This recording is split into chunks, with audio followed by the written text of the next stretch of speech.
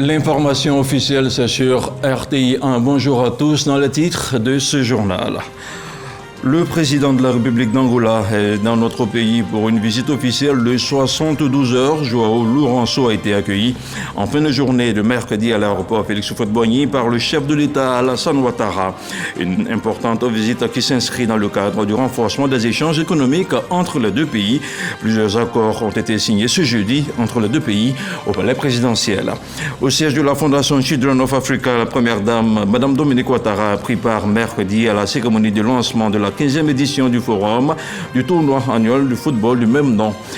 Cette 15e édition se tiendra dans 71 localités et permettra aux jeunes garçons et jeunes filles de 7 à 15 ans de participer au sport. Et puis, il y a une semaine des élections législatives britanniques du 4 juillet, le Premier ministre Rishi Sunak et le chef de l'opposition travailliste Keir Starmer se sont affrontés mercredi soir sans retenir leur coup lors du dernier débat télévisé. Alors que le scrutin se rapproche, le Labour Party est toujours promis à une écrasante victoire selon les sondages. Bonjour à tous, merci de regarder RTI 1. On ouvre naturellement et actualité oblige cette édition d'information avec la visite officielle en Côte d'Ivoire de João Manuel Gonçalves Lourenço, président de la République d'Angola. À la salle des pas perdus du palais de la présidence de la République, 14 projets d'accord ont été signés en présence des deux chefs d'État cet après-midi. Accords de coopération dans les domaines de l'agriculture, des mines et des hydrocarbures, un mémorandum d'entente signé par les deux ministres des Affaires étrangères, un accord de coopération dans le domaine de l'autonomisation des femmes et de l'égalité des genres, entre autres. On retient donc 14 accords, dont 10 initiés par la partie ivoirienne et 4 par la partie angolaise. Je vous propose d'écouter ici le chef de l'État, le président Alassane Ouattara. Monsieur le Président Lourenço, nous avons eu un entretien très fructueux et fraternel tout à l'heure. Et également, en tête-à-tête, nous sommes convenus de renforcer davantage ces relations que nous avons nouées il y a quelques années. Et je dois dire que je me félicite du travail de nos ministres, notamment les ministres des Affaires étrangères d'Angola et de Côte d'Ivoire, pour la constance des relations et des discussions qu'ils ont eues à cet effet. Je voudrais réaffirmer notre volonté commune de consolider davantage ces relations exceptionnelles d'amitié et de coopération. Je salue également la redynamisation de ces relations à travers l'organisation à Luanda, la session inaugurale de la Grande Commission mixte de coopération ivoiro-angolaise qui s'est tenue en avril 2024, soit 23 ans après sa création. Je me réjouis de la signature de 14 nouveaux accords de coopération qui viennent d'être signés par les membres de nos gouvernements à l'occasion de cette visite officielle dans les domaines de l'agriculture, le transport, la justice, la santé, la recherche scientifique, du tourisme, de la culture, de la coopération militaire et technique et d'autres, bien sûr, accords. Je me réjouis aussi de la perspective demain de l'organisation d'un forum économique ivoiro-angolais avec nos hommes et nos femmes d'affaires. Et ceci donne un signal fort pour la connexion entre les milieux d'affaires ivoiriens et angolais. Et je suis sûr que cela contribuera à augmenter davantage le commerce et les investissements entre la Côte d'Ivoire et l'Angola. À la suite donc du président Alassane Ouattara, je vous propose d'écouter également le chef de l'État angolais, João Lourenço. Nous allons travailler avec encore plus d'énergie et de vigueur dans tous ces domaines précités pour lesquels des accords de coopération ont été signés en notre présence, parce que je crois que les deux pays ont pu identifier conjointement avec leurs ministres respectifs. Donc, je vous rassure de notre engagement à continuer au travers de nos ministres, ou mieux encore, relativement à l'organisation de la visite officielle du président Alassane Ouattara en Angola, qui répondra naturellement à mon invitation. Une invitation que je lui tends aujourd'hui, que je lui ai tendue ce matin de la façon la plus appropriée et diplomatique. Je la réitère encore ici en présence des ministres qui ont la responsabilité naturellement de préparer cette visite officielle du président ivoirien en terre angolaise. La Côte d'Ivoire a un potentiel agricole. Et nous, l'Angola, nous aimerions également avoir ce potentiel. Et je pense que nous l'avons déjà. Nous avons plusieurs terres cultivables. Nous avons des cycles de pluie très réguliers, un bon climat ou un climat favorable.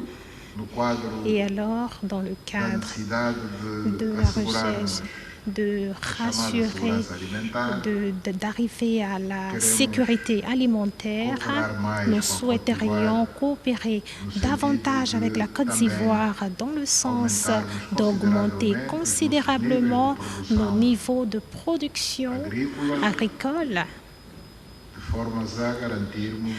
afin de pouvoir garantir l'autosuffisance alimentaire et créer naturellement la possibilité d'exportation de nos produits comme la Côte d'Ivoire le fait déjà relativement à certains produits cultivés localement en tant que premier producteur mondial dans certaines cultures. Le président João Manuel Gonçalves Lourenço séjourne donc depuis hier à Abidjan. Mercredi, le chef de l'État angolais a été accueilli par le président Alassane Ouattara et son épouse. Une visite officielle de 72 heures qui sera marquée par la tenue du Forum économique Côte d'Ivoire-Angola. Retour sur le film de son arrivée avec Mahama Traoré. Pays d'Afrique centrale, l'Angola ne compte qu'une centaine de ressortissants établis en Côte d'Ivoire. Bon nombre d'entre eux sont venus ce mercredi au pavillon présidentiel de l'aéroport international Félix Houphouët-Boigny d'Abidjan pour accueillir leur président João Lourenço qui entame une visite officielle de 72 heures en Côte d'Ivoire. Visite que voit d'un bon œil Félix, un jeune Angolais qui étudie les mines et le pétrole en Côte d'Ivoire. Quand je suis arrivé ici, je ne savais pas parler français, je n'avais pas d'amis, je n'avais pas de parents ici après mes parents. Donc ils m'ont accueilli. Donc, voilà quoi, j'aime bien la Côte d'Ivoire, j'aime bien le peuple ivoirien. De cette visite, j'espère bien que les liens entre l'Angola et la Côte d'Ivoire pourront être bien solides. Dans les jardins du pavillon présidentiel, quelques Ivoiriens séduits par l'Angola sont également présents. Leur vœu, voir prospérer les relations entre ces deux pays d'Afrique subsaharienne.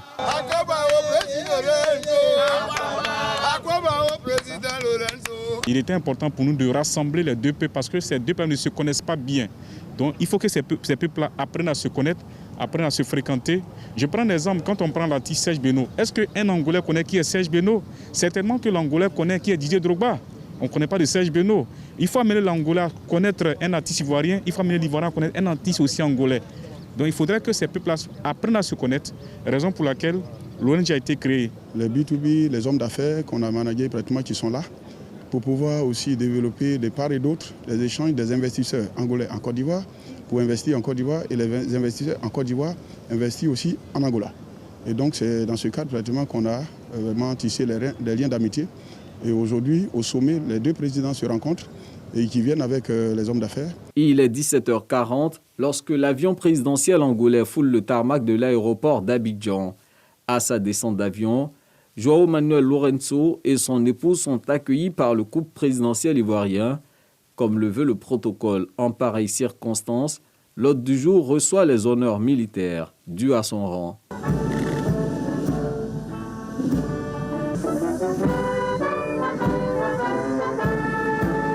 Puis s'enchaîne la symbolique poignée de main attestant de la volonté des deux chefs d'État d'ouvrir une nouvelle ère de coopération 43 ans après l'établissement de leurs relations diplomatiques.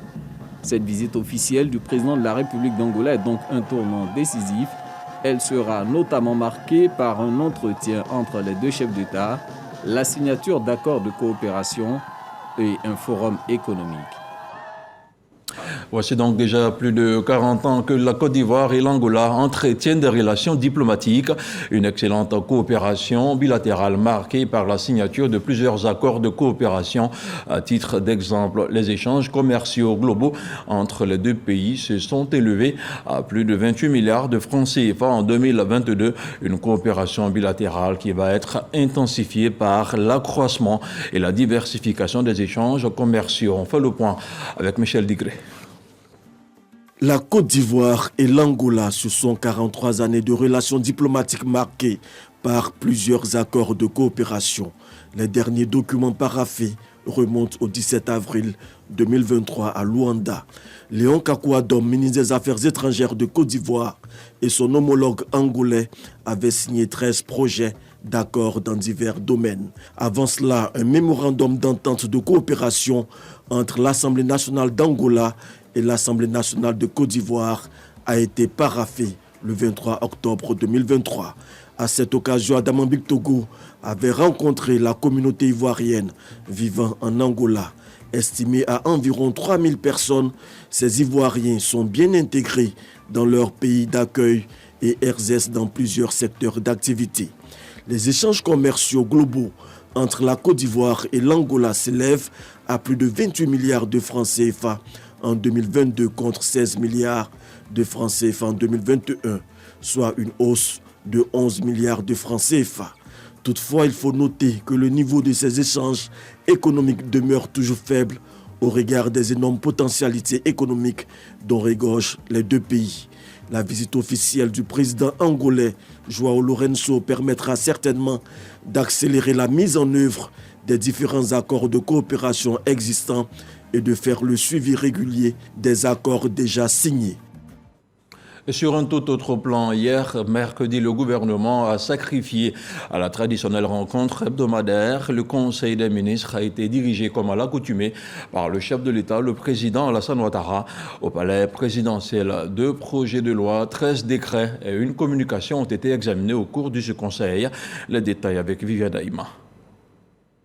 Des décisions majeures ressortent du Conseil des ministres de ce mercredi 26 juin, réunis sous la présidence du chef de l'État, le président Alassane Ouattara. En effet, le Conseil a envisagé les voies de financement pour la construction de logements sociaux, comme annoncé par le président de la République le mardi 18 juin devant le Congrès. La ratification de l'accord portant établissement de la Banque de développement Shelter Afrique. Cette banque a été créée en octobre 2023 à partir de la transformation des institutions panafricaines, à savoir l'ex-société Shelter Afrique, en une banque de financement du logement en Afrique. La banque est dotée d'un capital d'1 milliard de dollars américains répartis entre les pays membres et plusieurs institutions panafricaines. La ratification des statuts de la Banque de développement Shelter Afrique permettra à notre pays, notamment au secteur du logement, de bénéficier d'appuis financiers importants pour le financement de la production de logements à coût abordable. Toujours en matière de réalisation d'infrastructures, le projet de construction de la grande gare routière moderne du district d'Abidjan a de nouveau été examiné par le Conseil. Un décret a été pris relatif à l'emplacement de cette gare. Le Conseil a adopté un décret redéfinissant et déclarant d'utilité publique les limites du périmètre du projet de construction de la gare interurbaine d'Abidjan. Cette gare moderne sera réalisée sur le site de l'ancienne casse d'Adjamé et regroupera dans un environnement sain et sécurisé toutes les activités liées au transport urbain de façon à fluidifier la circulation dans le district autonome d'Abidjan. Ce décret précise les limites du périmètre du projet. Et la décision qui est prise aujourd'hui, c'est de bien délimiter le périmètre, et c'est ce périmètre qui est déclaré donc d'utilité publique. Donc personne n'a le droit de s'installer sur le périmètre qui a été défini donc, à ce sujet pour pouvoir abriter la gare. Ce périmètre qui va faire environ 35 hectares. Donc ces 35 hectares seront uniquement mis à la disposition de ce projet. Le parc à bétail, tout le monde sait que c'est une installation provisoire, c'est ce qui a été dit. Et dès lors que ce périmètre est déclaré d'utilité publique pour le projet de la gare, mais aucun autre projet ne peut venir dessus, il va sans dire que le district trouvera très certainement un autre site pour le parc à bétail. Exigence de transparence et de bonne gestion, le Conseil des ministres vient de revoir l'organisation, l'attribution et le fonctionnement de l'Agence de gestion et de recouvrement des avoirs criminels, en abrégé l'AGRAC. Ce décret modificatif vise à répondre à l'exigence de transparence et à assurer une gestion efficiente des fonds gelés, saisis ou confisqués confiés à l'AGRAC. Il institue, à cet effet, un contrôle permanent des comptes de l'agence à travers des commissaires aux comptes désignés parmi les experts comptables inscrits au tableau de l'ordre, des rapports trimestriels relatifs à l'exécution budgétaire et des audits réguliers pouvant être commandités à la fois par le conseil de surveillance et le ministre chargé du budget. Et tout cela en vue de garantir le respect des normes comptables et financières en vigueur. Le prochain Conseil des ministres se réunira le 10 juillet prochain.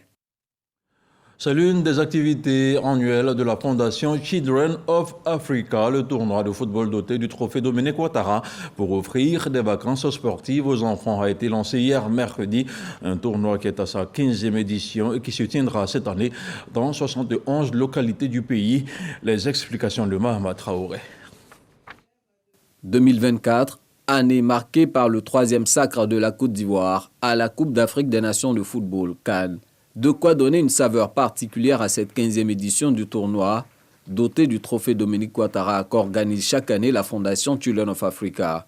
Cette année, le tournoi aura lieu dans 71 localités afin d'égayer sainement les jeunes dans ces vacances scolaires. Maman Dominique, nous sommes conscients que le chemin vers la victoire est parsemé de challenges, mais grâce à vos encouragements, nous vous promettons de mettre toute notre énergie et notre cœur pour être les meilleurs.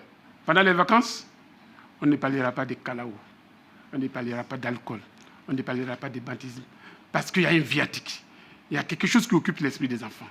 Ça, grâce à Dieu, grâce à vous.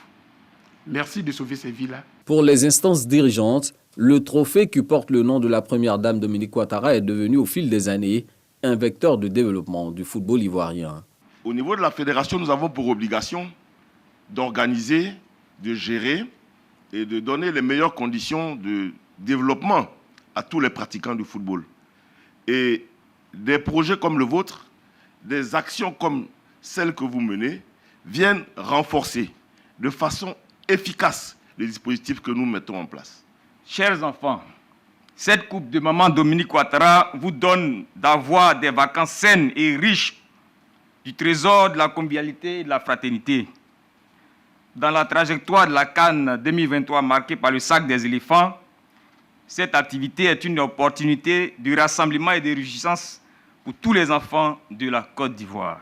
C'est le lieu de présenter à la première dame Dominique Ouattara le trophée brillamment remporté par les éléphants de Côte d'Ivoire lors de la dernière CAN, mais aussi le lieu pour Max-Alain Gradel, capitaine de l'équipe victorieuse, de remettre un présent exceptionnel à l'épouse du chef de l'État. Le maillot de l'équipe nationale, le premier maillot avec les 3 étoiles. Je vais vous remettre le maillot de Max Gradel, ce dernier maillot qu'il a porté pour la dernière fois avec l'équipe nationale. Visiblement ému par ce geste, Dominique Ouattara réitère son engagement à contribuer au rayonnement du football ivoirien. Mes chers enfants, c'est pour vous que nous organisons ce tournoi. Vous êtes l'avenir de notre nation et il est de notre devoir de vous offrir des opportunités de développement et de divertissement sain.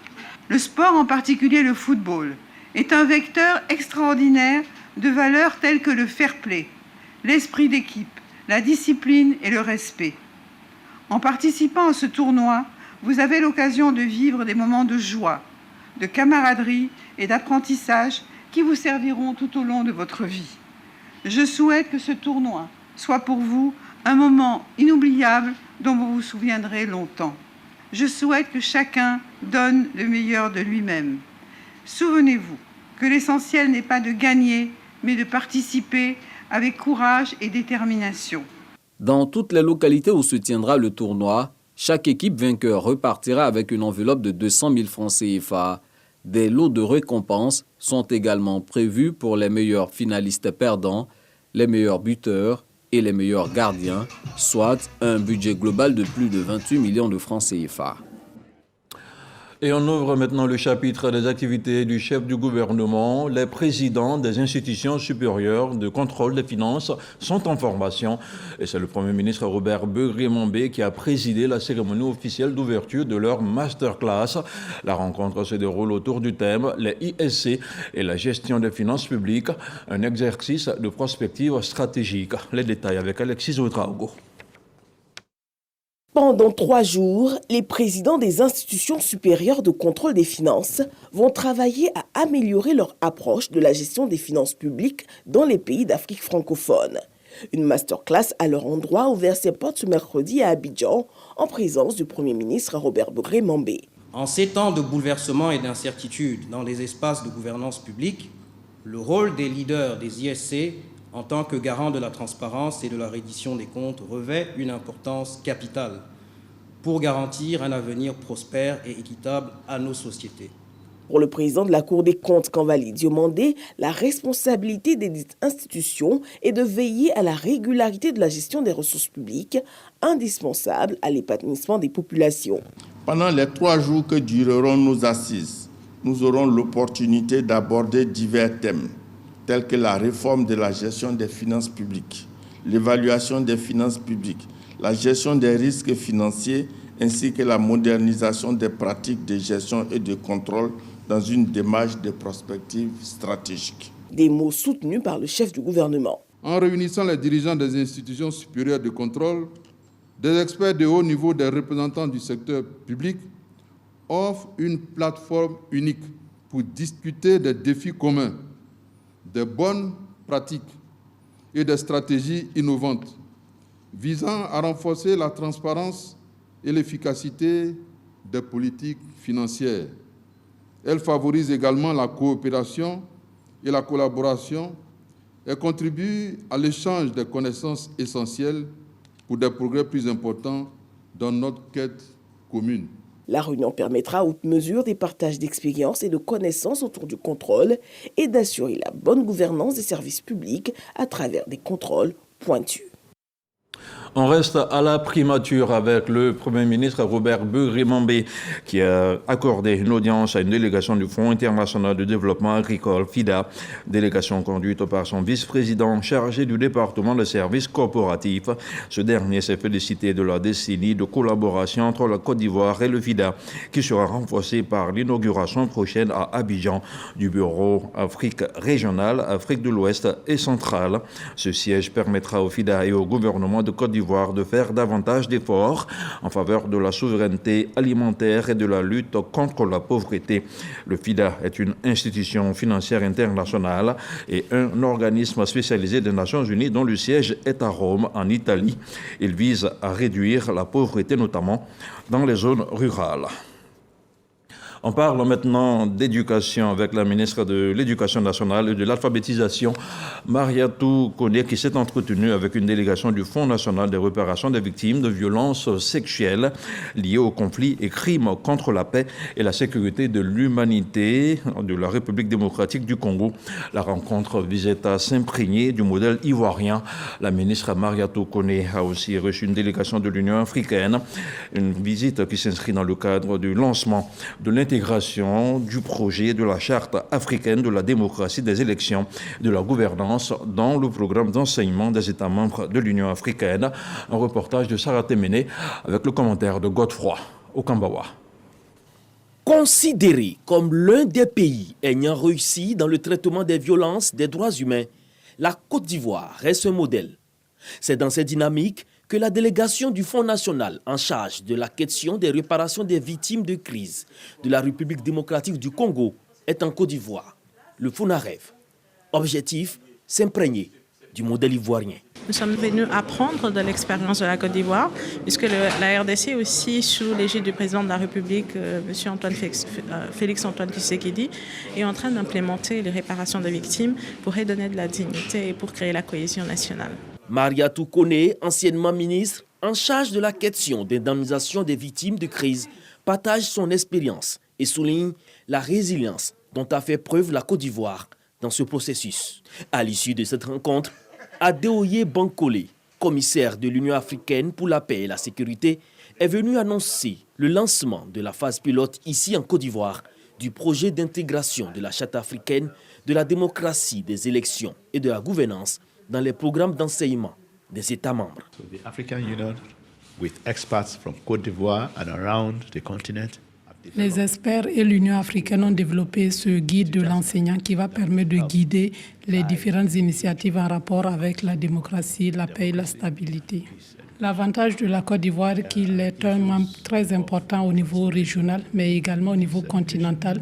Et cela va permettre de donner l'opportunité au pays de présenter tout ce qui a été fait pour les questions de démocratie et de bonne gouvernance. C'est la Côte d'Ivoire qui gagne. Vous savez que la Côte d'Ivoire est championne du monde dans plusieurs domaines. Et l'Union africaine enfonce une porte déjà ouverte, parce qu'avec les États généraux de l'éducation nationale et de l'alphabétisation, nous étions déjà en révision des curricula pour intégrer certaines thématiques, intégrer certaines valeurs, avec des thématiques sur la bonne gouvernance, sur la démocratie, sur le genre, sur l'environnement, sur l'histoire de l'Afrique. Les États parties prenantes de cette charte ont la mission de promouvoir et d'assurer sa mise en œuvre dans les curricula de formation. Autre chose à présent, la communauté internationale célèbre ce jeudi 27 juin la journée consacrée aux PME. La problématique reste la question de l'accès au financement. Sur le sujet, le gouvernement ivoirien a mis en place des mesures d'accompagnement, des solutions qui passent notamment par la garantie, la caisse de dépôt et de consignation, l'amorçage etc. Le ministre du Commerce et de l'Industrie, Souleymane Diarra-Souba, propose à son tour également d'autres solutions de financement alternatifs comme le capital risque ou encore le financement participatif. Les explications de Lansine Bakayoko.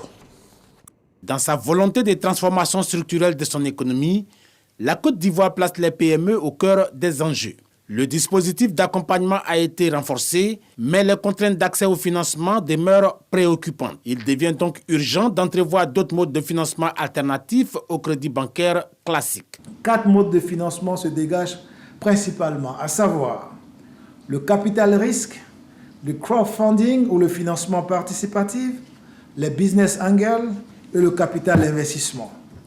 Le recours à ces modes de financement alternatifs engendre de nouveaux types de risques sur lesquels il convient de communiquer et de prendre en charge à travers le développement d'un cadre légal et réglementaire spécifique. En vue de faire la promotion de ces instruments alternatifs, le gouvernement continuera à renforcer les initiatives à l'endroit des PME et des fêtiers. C'est ensemble, dans un dialogue permanent, inclusif et constructif, État, secteur privé et dans une synergie d'action cohérente et planifiée, que nous pourrons améliorer de façon significative la compétitivité des PME et les conditions de vie des Ivoiriennes et des Ivoiriens. J'encourage les organisations professionnelles et patronales, le secteur privé et les PME à s'orienter vers des modèles de financement innovants. En 2023, Côte d'Ivoire PME, une structure d'État, a accompagné 7316 PME, notamment sur le plan technique et managérial. Dans la localité de Ferkessé-Dougou, les femmes du vivrier de l'association Kadi Kignofol rendent hommage au chef de l'État. Un hommage pour montrer leur reconnaissance aux actions du président de la République en faveur de leur autonomisation. Des femmes rurales qui ont aussi remercié la première dame pour la création du FAPSI. Des femmes qui ont aussi reçu du matériel et du numéraire offert par le ministre d'État, ministre de la Défense, Téné Birahima Ouattara. Le reportage de Kader Sogodogo. Journée d'hommage de l'association des femmes du vivrier Kadi Kignofol de Ferkessé-Dougou au président de la République Alassane Ouattara, à travers les cadres et dirigeants de la région du Tchologo, avec à leur tête le ministre d'État, Téné Birahima Ouattara, pour les actions posées à leur endroit en vue de leur autonomisation. Création du fonds d'appui aux femmes de Côte d'Ivoire FAFSI, initié par la première dame Dominique Ouattara, dont elles sont bénéficiaires. C'est le président Alassane Ouattara qui a fait de Téné Birahima ce qu'il est aujourd'hui. Donc nous, les femmes du Tchologo, ne pouvons que dire merci à notre papa, le président Alassane Ouattara. Il fait tout ce que nous voulons faire dans la région Tchologo et en toute Côte d'Ivoire. Tout ce que nous lui demandons, il fait ça pour nous. Donc c'est pourquoi je veux qu'on lui rende hommage. Jacques Sylvie, député de Ferkessé-Dougou sous-préfecture, parrain de la cérémonie, avec à ses côtés Aboulaye Diomandé, représentant le ministre d'État Téné Birahima Ouattara, président de la dite cérémonie, salue cette initiative. Nous serons à côté de ces femmes pour les accompagner, pour qu'elles soient vraiment des femmes autonomes financièrement. Les femmes se sont mobilisées beaucoup. Et c'est une cérémonie volontaire, elles ont initié elles-mêmes, personne ne leur a demandé. Et nous sommes témoins de cet hommage. Il est sincère, il est franc, il était souhaité par elles-mêmes. Plusieurs dons offerts par l'association Kadi Kignofol aux cadres et dirigeants du Tchologo, des semences, de l'engrais, des pompes agricoles et 20 millions de francs CFA, dont du ministre d'État, Téné Birahima Ouattara.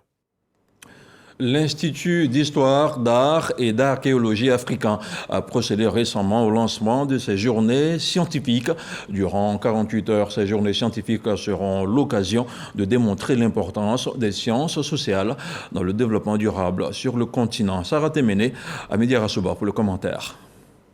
Mieux connaître l'Institut d'histoire, d'art et d'archéologie africain IAAA. Des journées scientifiques pour souligner l'importance des sciences sociales. Le directeur de l'IAA, Goné Gilbert, propose des pistes de réflexion et des échanges entre enseignants et structures scientifiques. Nous avons voulu organiser une rencontre scientifique sur un sujet qui nous paraît d'actualité, c'est-à-dire les sciences humaines et les sciences sociales et le développement durable. Pour nous, qu'est-ce que c'est que le développement durable? Qu'est-ce que les sciences humaines qui sont, par exemple, et l'histoire, et la philosophie, et la géographie, et la psychologie, peuvent apporter au développement durable. Thème choisi, les sciences humaines, sociales et de développement durable en Afrique. Ces journées visent à démontrer le rôle central des sciences humaines dans le développement durable. Les sciences sociales peuvent contribuer fortement au développement et surtout, maintenant que nous parlons de développement durable, avant nous respectons la nature.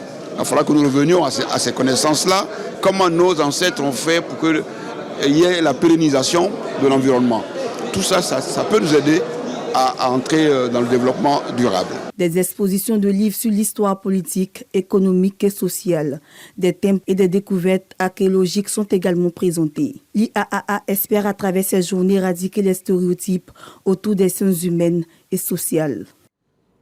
Et nous prenons la direction de l'Université Félix Houphouët-Boigny de Cocody avec le département des lettres modernes et des civilisations qui vient d'organiser une remise de diplômes. 514 étudiants ayant obtenu leur licence après 3 années d'études ont été honorés. Le reportage de Mariam Sangaré dans un commentaire de Jean-Marc Diadji. 514 étudiants du département des lettres modernes, langues et civilisations de l'université Félix Houphouët-Boigny de Cocody reçoivent leur parchemin après 3 années d'études. Une initiative de Dr Afankwe Yannick Bedjo, directeur de cette unité de formation et de recherche UFR. Avec ce diplôme de licence, ils pourront intégrer déjà les métiers de la fonction publique. Ils pourront exécuter les tâches de l'administration générale. Ils pourront se diriger vers l'enseignement ils pourront aussi rentrer dans le milieu de la communication, vraiment dans tous les milieux où on a besoin de quelqu'un qui sait rédiger, qui a de la compétence orale, qui sait vraiment organiser les idées. Un sentiment de fierté anime les diplômés et leurs parents. Je suis vraiment content. Après l'obtention de ce diplôme, je crois qu'il reste encore du chemin à faire, mais tout est dans la main de Dieu. Je suis très heureux de voir ma fille avoir un diplôme comme ça.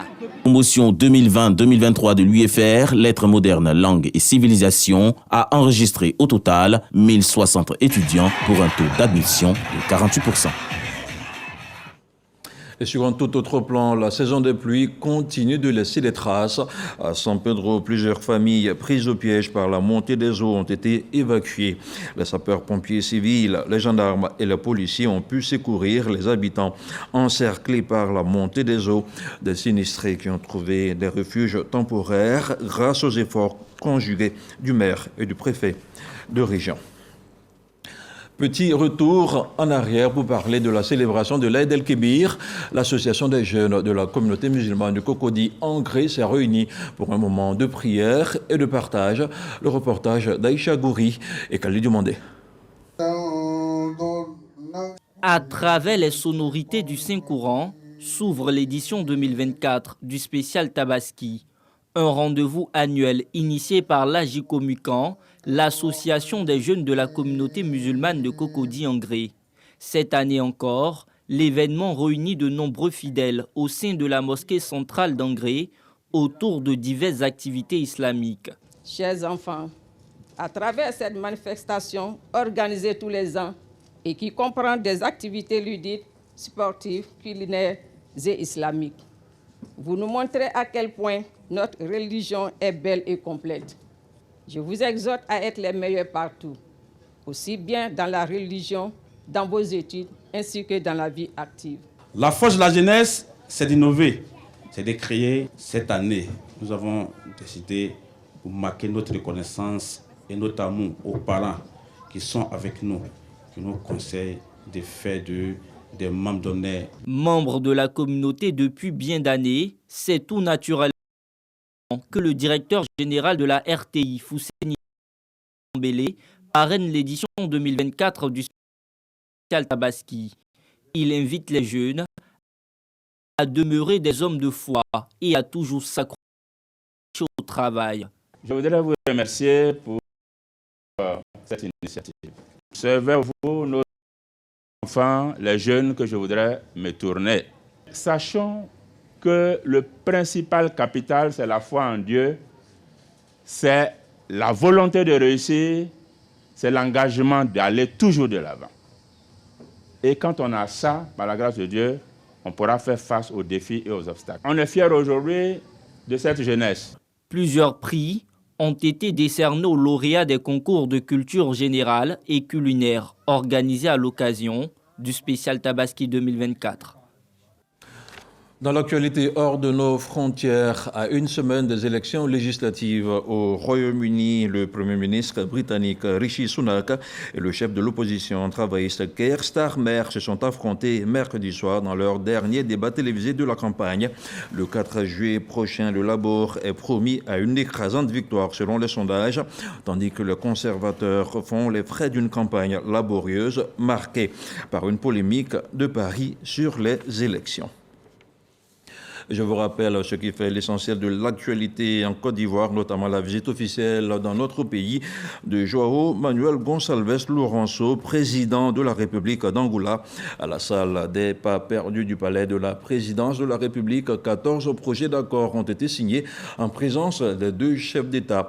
Un accord de coopération dans le domaine de l'agriculture, des mines et des hydrocarbures, un mémorandum d'entente signé par le ministère des Affaires étrangères, un accord de coopération dans le domaine de l'autonomisation des femmes et de l'égalité des genres. Entre autres, on retient donc 14 accords, dont 10 initiés par la partie ivoirienne et 4 par la partie angolaise. Ce journal est terminé. Je vous donne rendez-vous ce soir pour d'autres nouvelles d'ici et d'ailleurs pour l'édition de 23h.